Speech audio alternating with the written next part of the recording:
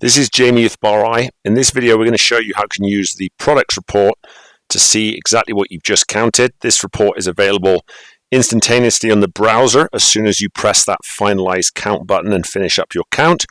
And this was requested by a client who's interested in starting to use the order guide and wanted to see where they can instantly see what they've counted.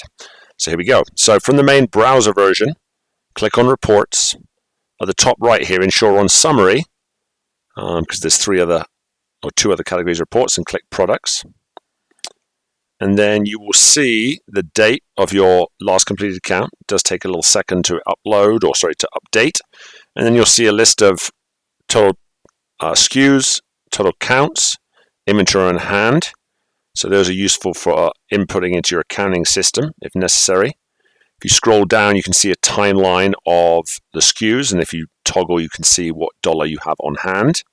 And if you scroll down further again, you can also see the line-by-line detail of everything that was counted. You can sort this by clicking on each. So for instance, here we can, by default, it's going to be by draft, beer, and bottle, and alphabetical. But if you want pure alphabetical, you could click here. It's going to take a second. Or you could do it by count. And then finally, if you want to do a search, for instance, for Crown Royal, you'll see the count there.